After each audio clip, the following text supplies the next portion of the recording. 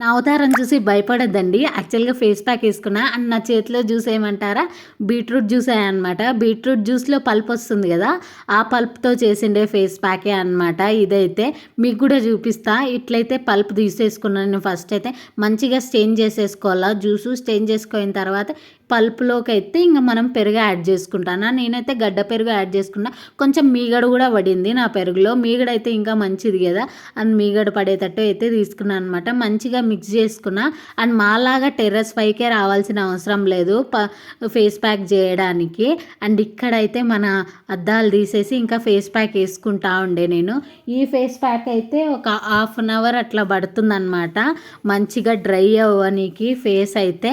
ఇంకా ఇట్లా మంచిగా పెట్టుకున్న తర్వాత ఒక 15 మినిట్స్ అయితే గ్యాప్ తీసుకుంటే ఇట్లా డ్రై అయ్యింది మంచిగా. ఇంక ఇప్పుడైతే వాష్ చేసుకోవడమే. వాష్ చేసిన తర్వాత ఫేస్ అయితే చాలా స్మూత్గా అయిందనమాట.